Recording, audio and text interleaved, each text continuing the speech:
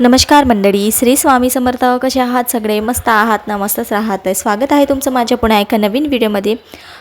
याच्या आधीचा जो व्हिडिओ बघितला होता तुम्ही, काका काकूच्या घरी छोटासा असा कार्यक्रम होता नामकरणाचा, म्हणजेच बहिणीच्या मुलीचा. तर तो व्हिडिओ तुम्ही बघितलेच आणि खूप छान छान कमेंटसुद्धा केली.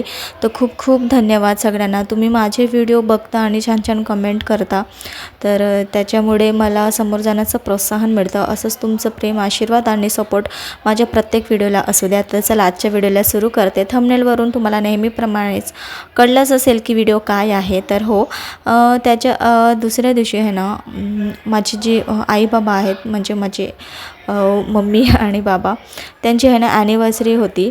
तर दिवसभर तर आमचा दिवस असंच गेला. पण सायंकाळी असं काही ठरलेलं नव्हतं की आपण काही करूयात वगैरे, पण वेळेवर म्हटलं थोडंसं त्यांचं सेलिब्रेशन करूयात.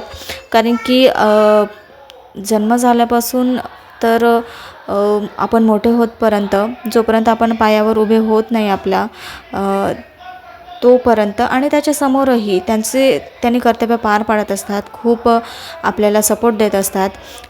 तर आता आपली ही जिम्मेदारी आहे ना, आपली ही जबाबदारी आहे की छोट्या छोट्या ज्या गोष्टी आहेत आपण केलं की आपल्या आईवडिलांनासुद्धा खुशी मिळते. तर मी तर दुसऱ्या गावालाच असते, पण आता आलीच आहे. घरी कोणीच नव्हते, लहान भाऊ वगैरेसुद्धा आणि मोठा भाऊसुद्धा नव्हता, मीच होते तेव्हा. तर म्हटलं आपण काही नाही, पण ॲटलिस्ट केक घेऊन येऊयात आणि कट करूयात.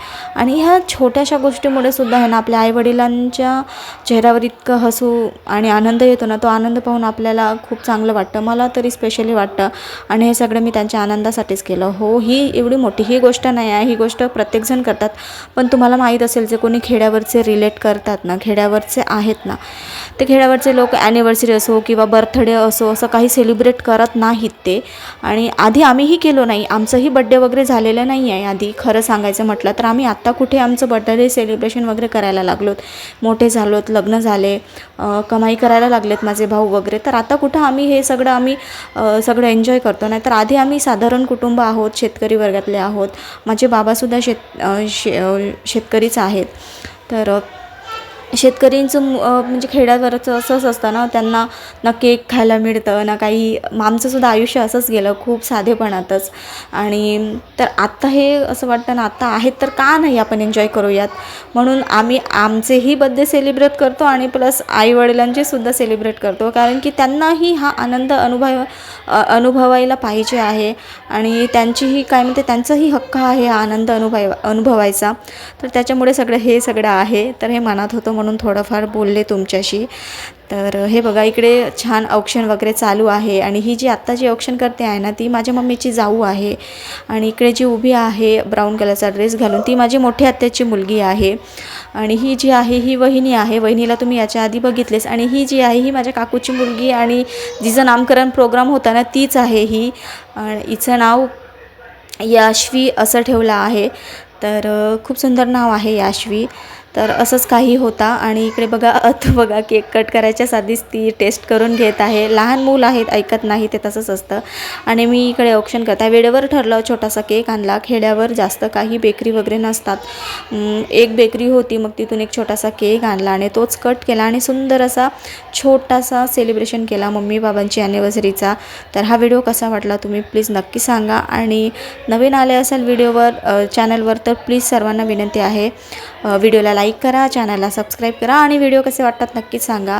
आणि हो, कोणी खेड्यावरचे आहेत ना, त्यांनी हे सुख किंवा हा आनंद नक्कीच रिलेट करत असतील. जसं मी आत्ता शहरात आले लग्न झाल्यानंतर, पण मी आधी खेड्यावरच राहत होते. पण आता खेड्यावर गेल्यानंतर हे सगळं आनंद त्यांना देते ना, आईवडिलांनंतर मला खूप आनंद होतो. तर चला, तुम्ही पूर्ण व्हिडिओ बघा आणि कसा वाटला नक्कीच सांगा कॉमेंट करून.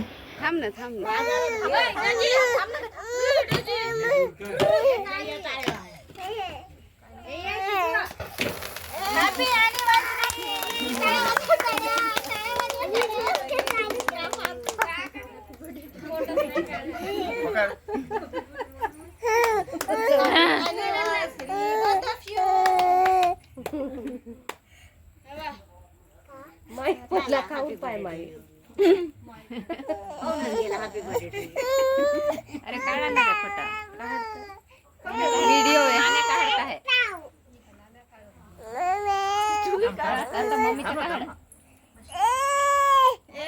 झाला.